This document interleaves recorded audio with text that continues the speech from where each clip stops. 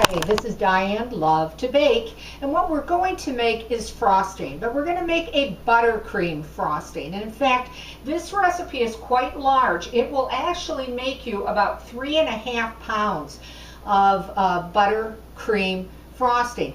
Now, this particular frosting is a combination of butter and also shortening, solid shortening. If you do not like that shortening in the recipe, I have many other frostings and icings and buttercream and fondants on my channel that the whole recipe is solely with butter. So if you're looking for a recipe with 100% butter in the frosting or icing, please check out my channel. But let's get started on this one. Great tasting buttercream frosting. I tend to make this one when I cover my half sheet cakes, and I'm able to cover one half sheet cakes, and I actually have this much left over when I cover one half of a sheet cake. But let's get started, as I mentioned earlier. Now, I went ahead so we could save some time for the video. I took 2 sticks of butter that were at room temperature and 2 cups of solid shortening.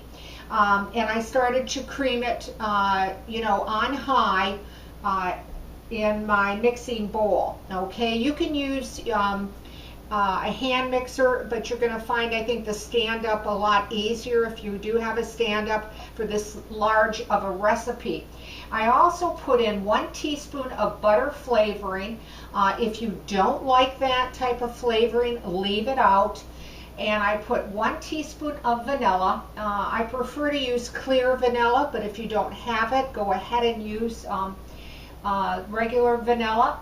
And I put 1/2 teaspoon of almond extract in it, and I've already beat in 1/2 teaspoon of salt. And it is best to beat it on low for at least 5 minutes, and that's exactly what I've done.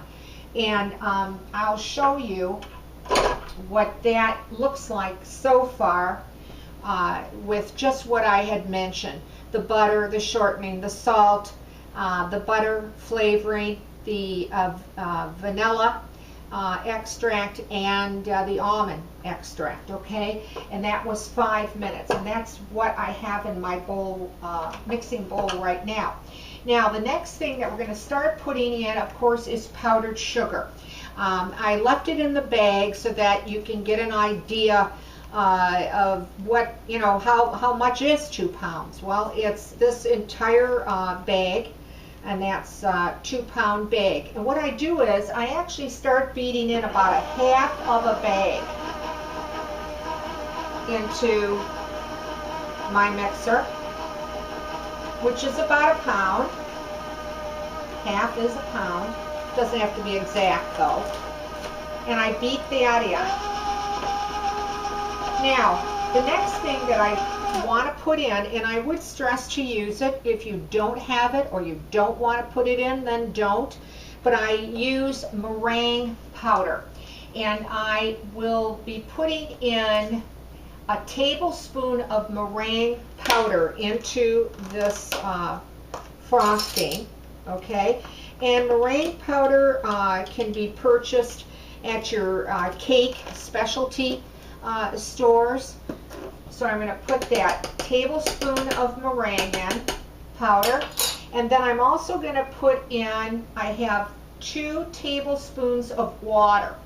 Okay, and then I'm going to start again mixing that in, beating that in on low.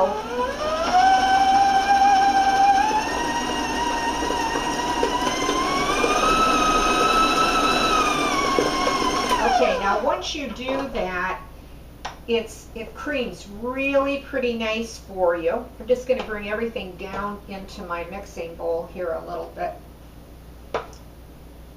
Okay, let's bring this back up. I'm going to turn up my speed just a little bit here. Okay, and then I continue with the rest of the powdered sugar, a little at a time. Depends on, you know, anywhere about medium, low speed. Now, if you find that your frosting is getting a little too thick, then just add by the teaspoon, half a teaspoon of milk, just a little at a time. It's really going to be depending on you, on your judgment of how, you know, thick that you want it.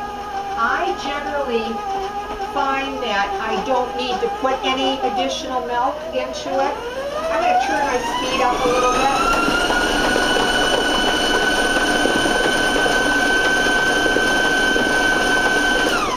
bit. Okay. Now, once you do that, you know, and I would spend some time also on beating that in. I usually try to, like I said, to spend, well, 5 minutes initially just to cream everything. And then I do spend, you know, just shy of 5 minutes making sure that everything is nice and fluffy and well combined, okay?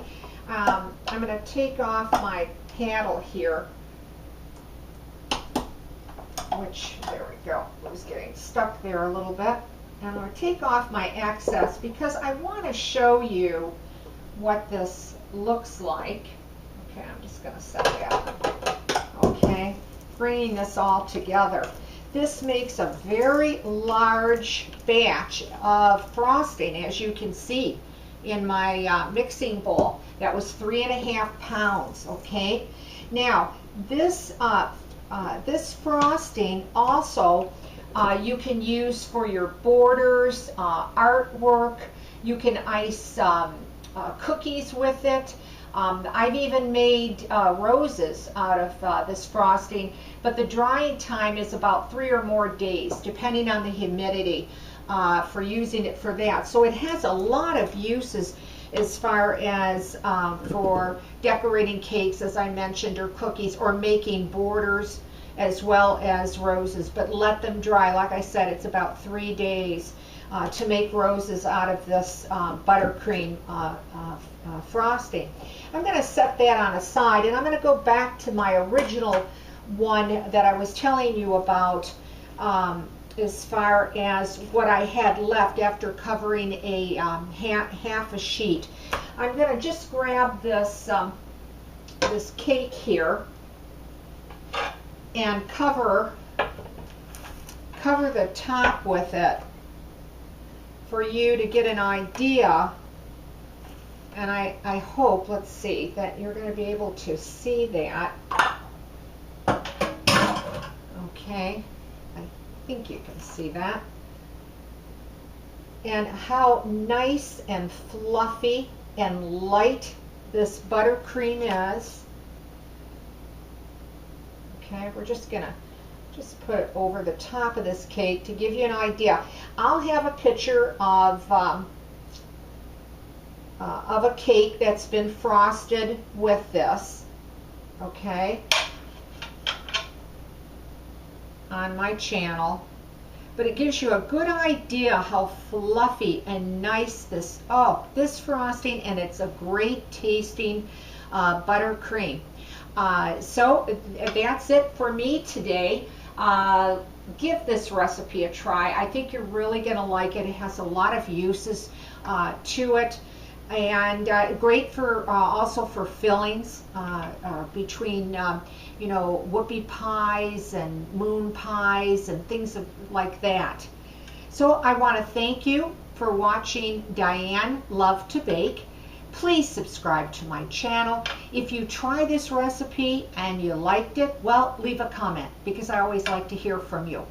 And as always, again, I want to thank you for watching today and remind you that you'll find my videos only on YouTube. Well, thanks for watching. I'll see you soon.